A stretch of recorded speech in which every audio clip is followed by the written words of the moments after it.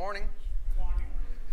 It's time for us to begin. We'll be picking up in Matthew 23, at the end of Matthew 23, getting into 24 this morning. Before we begin, we'll have a word of prayer as always. I certainly want to make sure we announce a few anyway that we need to continue to remember. Remember, Tex Payne. Tex will be having surgery tomorrow.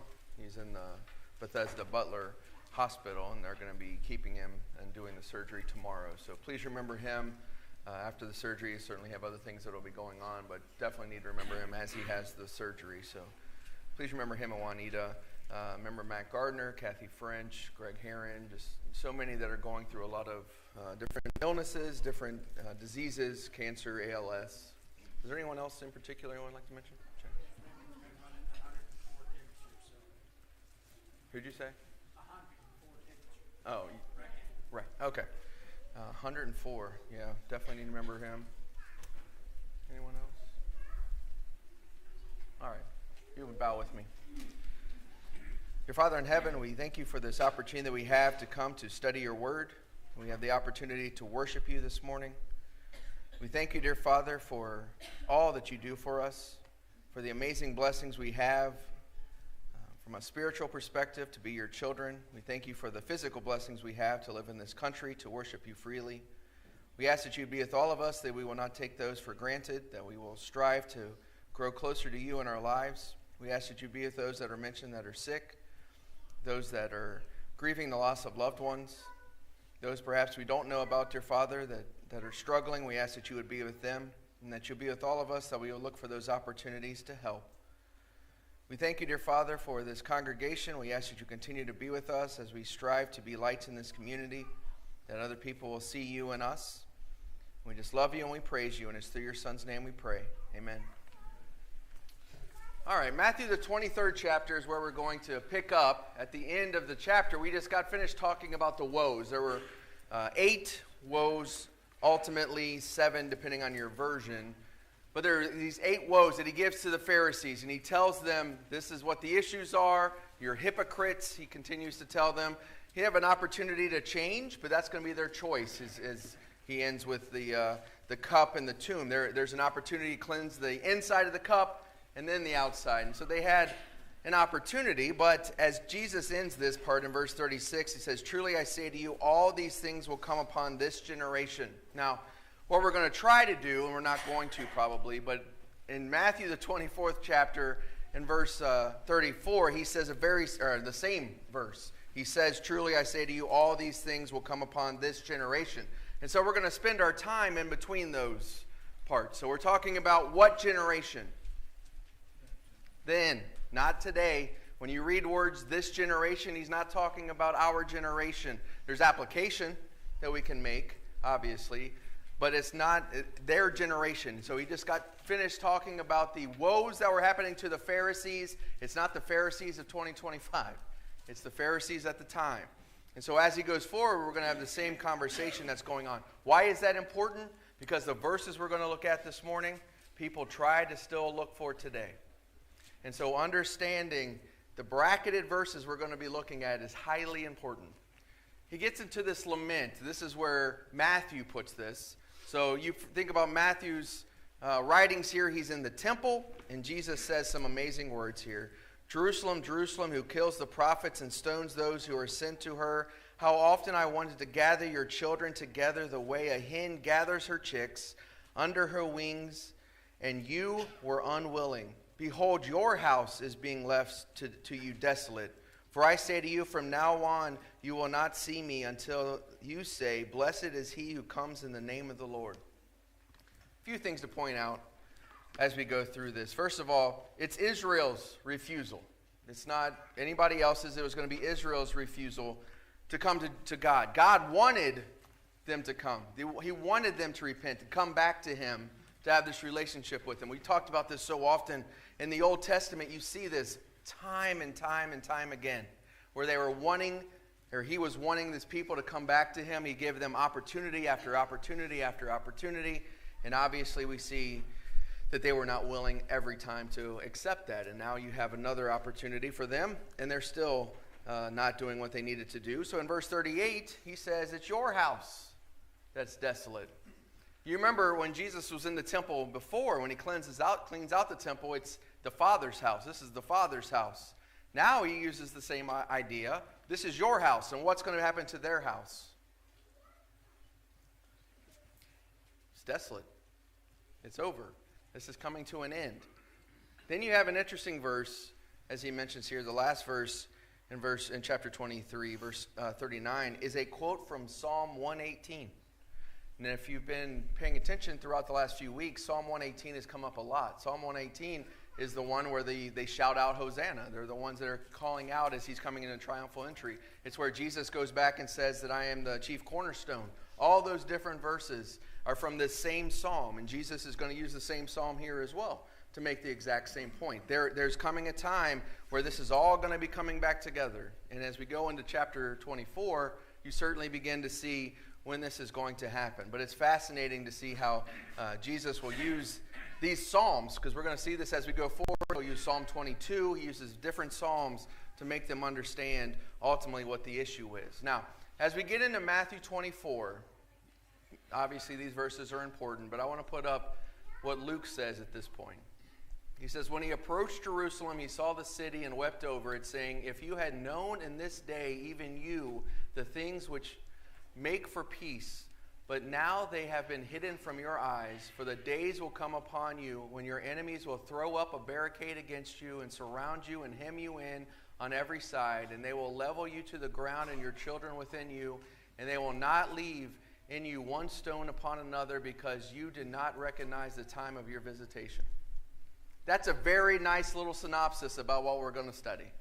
Luke, really, obviously quoting Jesus, makes it really clear what the problem is and what this subject is. And so as we go forward, just keep that piece in mind. And then it's Ezekiel, the 11th chapter, verse 23. The glory of the Lord went up from the midst of the city and stood over the mountain which is east of the city. All right?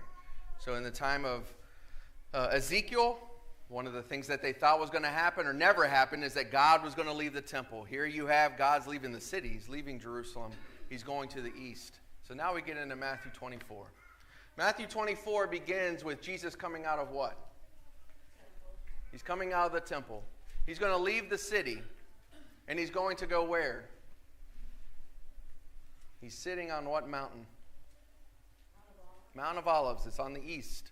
So all these things are going to happen at this point. God is leaving his temple at this point, and you certainly see him going up to the Mount of Olives. And so during this whole time, he comes out of this temple, and this building was beautiful. I shared on Facebook a video that showed the temple at this point. It was a beautiful temple. It's not Solomon's, but it was a lot bigger than Solomon's. This is bigger than a football field. Okay, this was a huge, huge place. And so they come out, they're from Galilee. Every once in a while, as we talked about on Wednesday, they would go and see Jerusalem. They would come down for the feasts. And so they would come down, and it's just a magnificent building. Beautiful. And in Herod's time, Herod the Great, he began it. And it's still going to be under construction to some degree when it's destroyed in 70 AD. So they're working on this whole thing. But it was a gorgeous building. And his disciples say to him, look at this building. Right? It's beautiful, isn't it? They're pointing it out. It's gorgeous. And Jesus says in verse 2, he said to them, do you not see all these things? Truly I say to you, not one stone will be left upon another, which will not be torn down. Well, that'll take the air out of your sail pretty quickly. Right? Look at this beautiful building. Yeah. It's going to be destroyed. That's what he's telling them. So they keep walking, and he goes and he sits down at the Mount of Olives, and the disciples have questions. When is this going to happen? Mark and Luke's account focus really on two questions. So you have Matthew's account here. Tell us, when will these things happen, and what will be the sign of your coming and the end of the age? Yours might say world. The word is age, literally. So when you think about that piece, these are the questions that they are wanting to know. When is this going to happen? And Jesus is going to answer those questions. So as we go forward in this, it's highly important to understand what's about to happen. There are people that you may have heard of like Josephus. Josephus was a historian. He's going to write, he was not a follower of Jesus, but he's going to write the history of this. Tacitus, we'll look at in just a second, will as well. He was Roman Eusebius, Justin Martyr. There are others that you can read about that wrote about what happens during this destruction. So we're going to talk about, obviously, Jesus and what he's going to say here in Matthew 24, and look a little bit out into 70 AD and see what happens, leading up to 70 AD, and then obviously the fulfillment of these things. This is the picture today, in essence, of Jerusalem from Mount of Olives. Why I put this up here is not so you can see the Golden Dome, Golden Rock. But all of this, including where the trees are, was the mount, was the Temple Mount. All of this. So you imagine our time, we're like, yeah, that's pretty neat. You can see different stadiums, they're huge. But you imagine in this time, this whole area was the temple by Herod. And so they would always come down there, and you imagine him looking down from this vantage point, seeing the beauty of this temple, and him saying it's going to be destroyed. Why was the Messiah in the minds of a lot of the Jews at this time coming? He's going to restore it. He was going to restore it. He was going to restore it. Right? You think about that perspective. He's coming. He's going to save Jerusalem. He's going to save Israel. We're going to be the ones now not under the Roman Empire. And Jesus, the Messiah, comes and says, yeah, this is going to be destroyed. You imagine what that was like in the first century, to the point that there's actually going to be conversation here in chapter 24 that Jesus is going to say, you better be careful listening to. Because there are going to be some that are going to come and tell you, I'm the Messiah, and we're going to set up this. We're going to keep Jerusalem. And he said, you better not listen to him. So you imagine the struggle here of what's going to happen. As we go, obviously there's an important piece for us to understand what Jesus is going to say here and what's going to happen as we go. So as we go forward, just remember this. This is Tacitus, a Roman historian. He was born in 55 AD, so around the time a lot of these things were happening, but he goes back and he writes about it. He says, the history on which I am entering is that of a period rich in disasters, terrible with battles, torn by civil struggles, horrible even in peace. 4 emperors fell by the sword. There were 3 civil wars, more foreign wars, and often both at the same time. That's a rough time. The amazing thing is, Jesus said that's what it was going to look like. There are going to be things that were going to be happening. And so you get this list of the Caesars at this point. And you think about Nero. We all talk about Nero. Nero is a horrible man. A horrible man. 68 AD is when he finishes. That's when they were starting to siege Jerusalem, 67 AD. But you have all these other ones that you might see the dates. So you have Galba, Otho, Vitellius, Vespasian. So you have all these around the very similar time. And what you had was one killing the next, or their men killing the one. So Vespasian was actually in Jerusalem. They had it surrounded. He was going to start to destroy it, but he heard that the Caesar had died, and guess where he was going to go?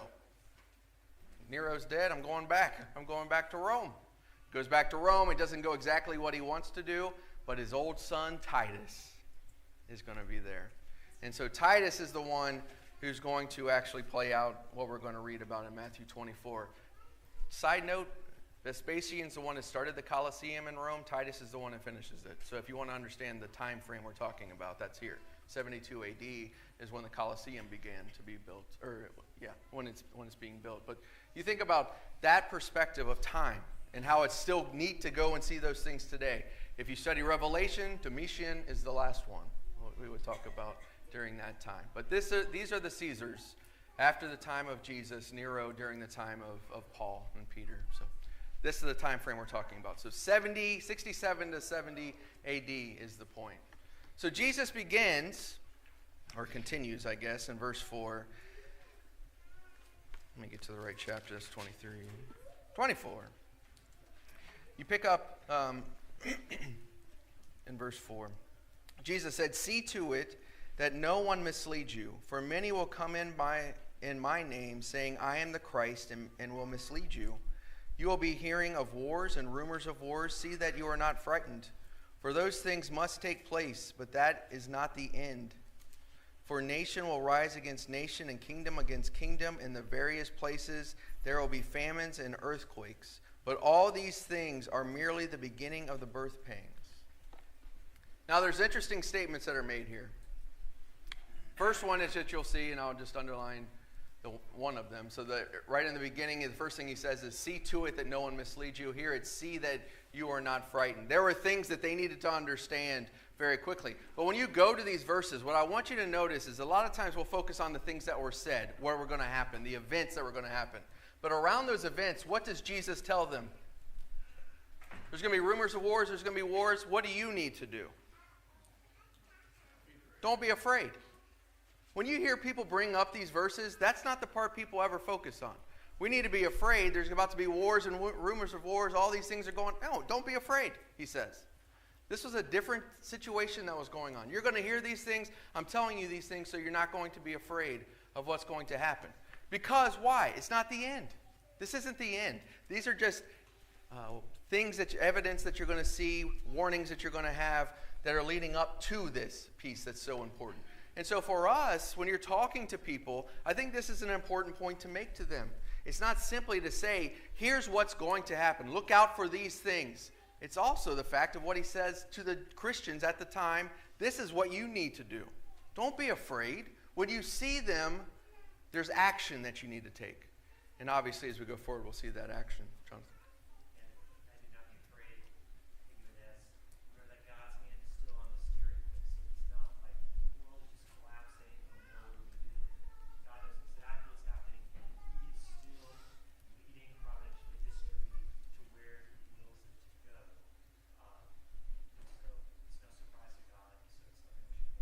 Right.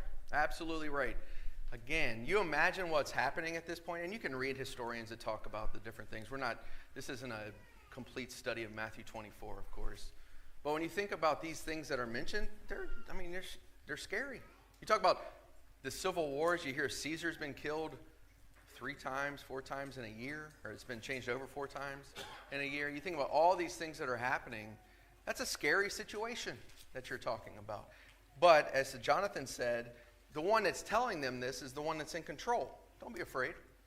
When you start seeing these things, you need to get out, as we're going to go on and say, not just to ruin it, but that's what's going to happen ultimately.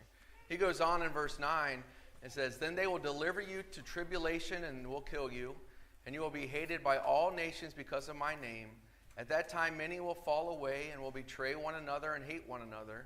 Many false prophets will arise and will mislead many. Because lawlessness is increased, most people's love will grow old, but the one who endures to the end, he will be saved. And again, people read this and try to go forward with it in our time. When the reality is, you can read about some of the fulfillment of this in the book of Acts. You see what happens after Jesus dies. Obviously, there's things that happen prior to the destruction of Jerusalem that also occurs. Nero is in control, though. There were Christians that were dying left and right. There were people that absolutely were going to struggle with what was happening because of what people were doing to Christians. They treated them horribly. In essence, it was a law to some degree in Rome that it was illegal to be a Christian. You had to worship, in many cases, depending on the Caesar. You had to worship him as God. And so you think about that perspective of growing up in this. Then you have people like Saul in Acts 7, stoning or involved with the stoning of Stephen.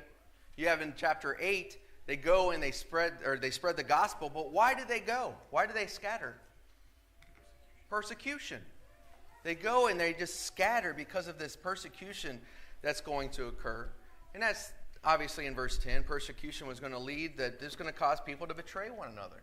They were going to hate. The persecution, by the way, in the first century that sometimes would occur is that they would bring in Stan Porter and say, hey, what do you know about Brian Weaver's faith? I'm gonna hurt you if you don't tell me about Brian Weaver. And Stan wouldn't tell them. So they come to me and they say, hey, what do you know about Brian Weaver? Oh, he's a good Christian. He believes in God. Go get him. I'm telling you what the answer is. Right? So they would go and then they would go get him. Or they would ask the children of the parents, who do your children or who do your parents worship? And children in many cases are willing to tell the truth. And so you think about that perspective of things that were happening at this time, and it would cause friction between brothers and sisters in Christ, potentially. Because the reality is when we all have a common enemy or there's misery that's going on instead of encouraging one another, there's a temptation to turn on one another. And so you certainly see that, at least from a temptation standpoint. That will happen in the first century just like it can happen today. You go on in verse 11 here, and you have 2 Timothy, the 2nd chapter, verse 17 and 18. People like Hymenaeus and Philetus, they were the ones that were saying, look, I'm a false prophet. I'm going to lead you away. It's already happened. All these things have already happened. You don't need to follow those things. There's going to be people that are going to get caught up with that. There are going to be people like 2 Timothy, the 4th chapter, verse 10, by a man by the name of Demas. It says he loved the present world. There was going to be opportunity to choose between living for this world or for God. And it was going to be a lot easier from a physical standpoint to live for the world so you don't have to be persecuted. And so there were issues in the first century just like there are today, obviously throughout the world. But Jesus is telling them, you have got to watch out for these moments. This is what's going to happen as we go forward. And then he comes to this verse. This gospel of the kingdom shall be preached in the whole world as a testimony to all the nations, and then the end will come. The struggle for things like these verses is not understanding when the whole world was told. It's not every single person in the world knew. But the scriptures are full of verses that talk about that it's gone into the whole world. All nations at that point would have known or have heard of it. They certainly would have been spreading, Colossians in particular. So in 62 AD is already talking about how it's throughout the whole world. And that's an important piece of this conversation. And so even a verse like this is what you need to be watching for. The kingdom is established. It's been absolutely established. Then what's going to happen? Then you got to be ready. You got to understand what's coming. And so he's going to go back and talk about these things once again, trying to make it very, very clear what's going to happen. And he uses a tremendous prophecy. So I'm not going to get into much of Daniel, but there's a phrase that's used that Jesus says here in verse 15. Therefore, when you see the abomination of desolation, which was spoken of through Daniel the prophet, standing in the holy place, let the reader understand. Then those who are in Judea must flee to the mountains. Stop there for just a minute. First of all, who's supposed to flee when they see this abomination of desolation? People in Ohio? Judea. It's very, very local. Jesus is telling them very clearly, this is when this is going to happen, what's going to happen. These people need to go. When people quote Matthew the 24th chapter, for some reason they don't read verse 16. But this is a very localized event that's going to occur. It was in Judea where this was going to happen. Revelation is a whole other conversation. Here, it's Judea. When you're in Judea and you see these things happening, you need to be ready to go. Luke's account says it even easier to understand. But when you see what? Nope, it's even up there. When you see what? Jerusalem, surrounded by armies, then recognize that her desolation is near. It doesn't even get clearer than that. When you see Jerusalem is surrounded by what? Armies. That's a good sign that this is when this is happening. Then those who are in Judea must flee to the mountains, and those who are in the midst of the city must leave, and those who are in the country must not enter the city, because these are days of vengeance, so that all things which are written will be fulfilled. Woe to those who are pregnant and those who are nursing babies in those days, for there will be great distress upon the land and wrath to the people, and they will fall by the edge of the sword and will be led captive into the nations, and Jerusalem will be trampled underfoot by the Gentiles until the time of the Gentiles are fulfilled. Those are some powerful verses. A lot of times we go to Matthew 24. Luke 21 is really, really important on this subject because he makes it very clear. He makes it very clear who's doing it. It's the Gentiles. In this case, the Romans are going to be handling this. And exactly where it is in Jerusalem. And if you're in a situation when you see this happening, do not go back. When you see these things, what were they supposed to do? Get out. Get out. You will see Jerusalem surrounded. That's your starting point. You don't be like, what's next? The next thing is that you got to get out. So you go back to Matthew, this 24th chapter. And that's exactly what he says here. Whoever is on the housetop must not go down to get the things out that are in his house. Do not go back down. When you see this, don't go back down. Whoever's in the field must not turn back to get his cloak. Woe to those who are pregnant, to those who are nursing babies in those days, but pray that your flight will not be in the winter or on the Sabbath. Just to make you feel better, it wasn't. It was in the summer. Spring in the summer. But you think about that perspective, right? He's telling them, I know, just like in the days of Lot, as an example, when these things are going to happen, don't try to gather things back. Don't look back. Get out as quickly as you possibly can. We've got to understand the importance of this moment, of what was about to happen. There were hard times that were going to come. Very difficult times. Even those that are going to get out. And it's said, historians will say, no Christian died during this siege because they got out. They heeded the warning, and they were able to get out. But you think about that perspective, they're leaving. It's still a difficult situation that they were in. And he's telling them, do not go back. Do not go back to this, because obviously there's a very difficult situation that's happening. I want you to understand how horrible this was. So I'll put this up, and I'm not going to read the whole thing because it's small. But this is the War of the Jews. This is Josephus. Josephus was taken. He was almost like a correspondent in the field, if you will, with them. And so he's going to be with them, and he's writing these different things. But it talks about how they would go down the lane of the city with their swords drawn. They would just slew people in their homes. And if they saw they were dead, obviously they just kept going. And it talks about the comparison of just blood throughout the streets. 1.1 million people died in Jerusalem during this siege. 97,000 were taken, but not one Christian. So you think about that perspective of God's providence, of God saying, you watch out for this, you watch out for this, you watch out for this, and go. And that's exactly what they did. That's the same opportunity that we have. It's not that he's going to say, this is going to happen, this is going to happen. What he does say is, be alert, be alert, be alert. Not based on what's going on around you, but based on the fact that God can come in any time. He's in control. And so often people are looking for signs. My whole life, 47 years, as I've said many times, every 4 years this seems to come up. There's a sign. No, there's not. No. So stop looking for them. When it comes to our judgment, stop looking for signs. Don't read Matthew 24 and try to put yourself into the position of it. This is them that they had to deal with. It's a lesson for us because it's the same God. But we need to understand the power and the benefit for us to learn when God says you better be alert, as 1 Thessalonians 4 and chapter 5 talk about, then we better be alert because he could come at any time. As we go into chapter 25, we'll talk about. Ben?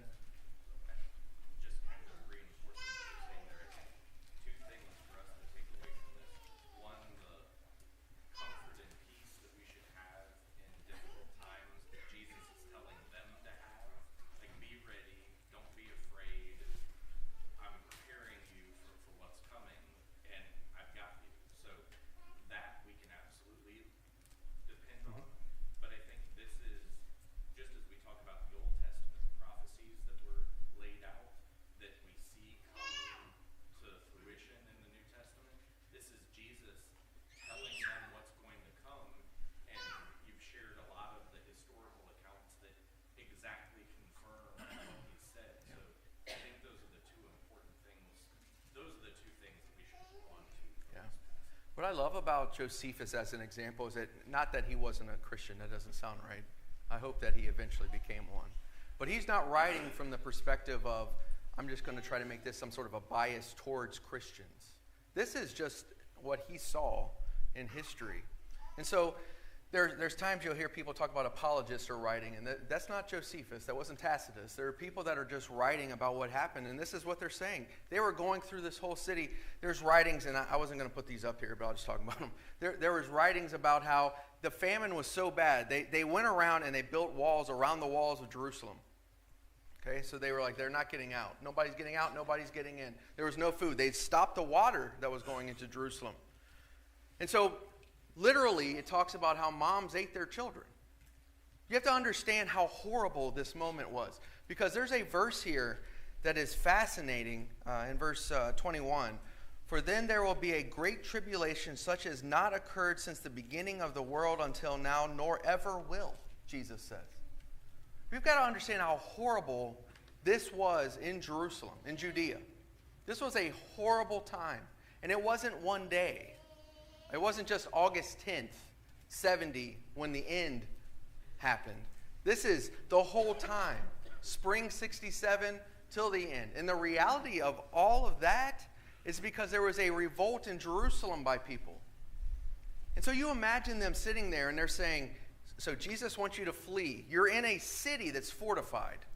God's here. He's in the temple. And you're going to run out? That's the environment that they were talking about now. So you think about that moment that they decided that, nope, this is what Jesus told me. This is exactly what I needed to look for. This is exactly what we're going to do. And that's exactly what the Christians did. That's a beautiful opportunity, but I do want to paint the picture for us to understand how horrible this was. This battle, this time frame was horrible that people went through in Jerusalem in this situation. And that's, God told them, is going to happen. Now, these verses are important. I just read verse 21. Verse 22, unless those days had been cut short, no life would have been saved. For the sake of what? The elect. Those days were cut short. That is a sobering verse. You understand the power that Rome had. They certainly had no issue of going in and destroying nations. Going through Jerusalem would be no issue at all. If they wanted to go quickly, that was not the way that they did war. They would wait you out many times. And so you think about what they were doing, just biding their time. Titus is going to go in. They're going to take over the temple. He tries to tell them, we're not going to burn it down. We're not going to destroy it. And then that's exactly what happens, of course. But you think about that perspective. The only reason that not everyone was killed was why? God cut it short. God cut it short. That's the only reason. It wasn't because Jerusalem was going to stop them. It wasn't because the Christians were going to stop them. God was in control.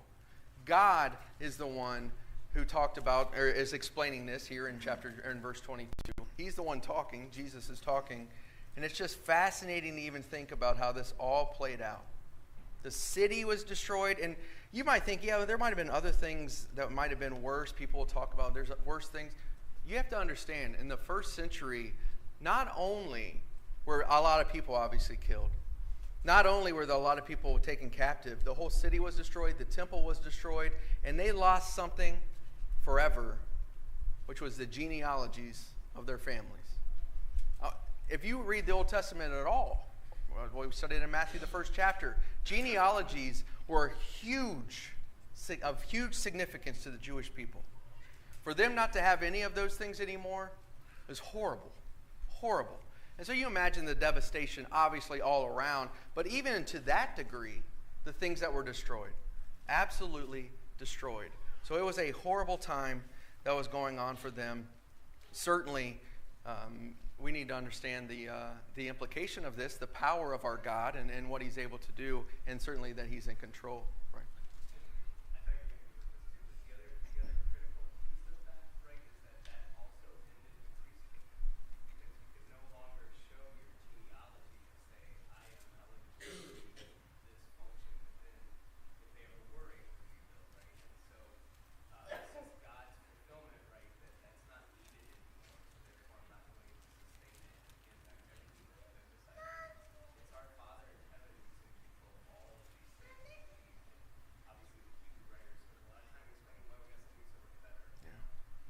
Yeah, you think about, as we go forward, and you'll see this continuing in 24, the reality of this moment is there was no place now that they could go and do sacrifices. There was no one that was, to Brian's point, could do them. There was no priest.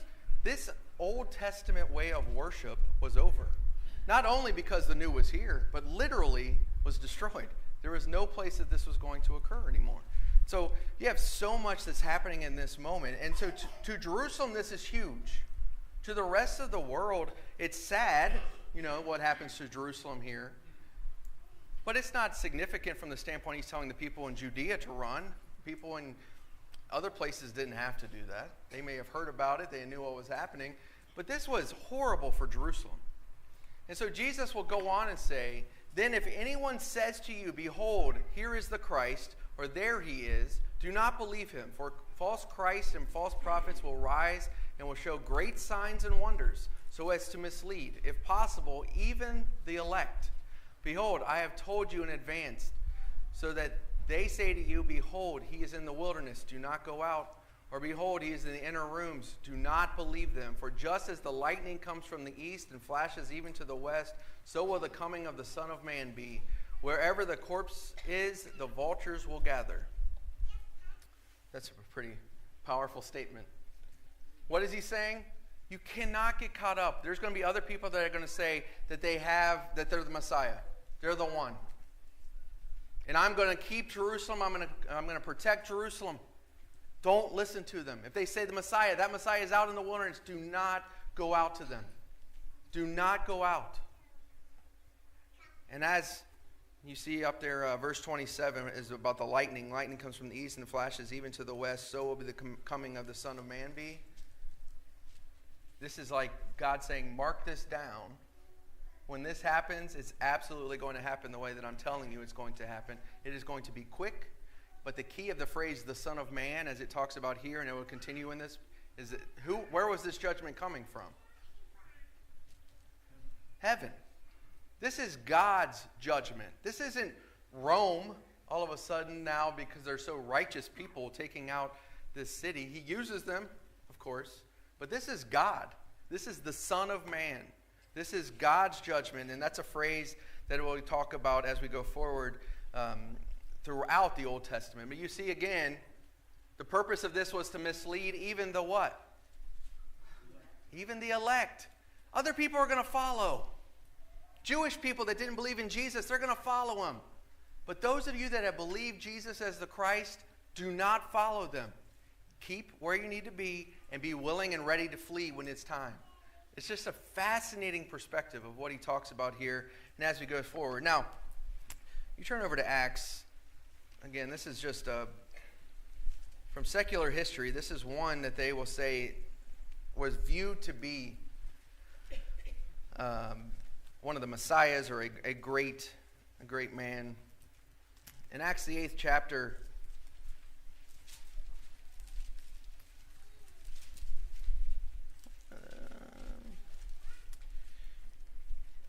verse 9 and 10. Now there was a man named Simon who formerly was practicing magic in the city and astonishing the people of Samaria, claiming to be someone great.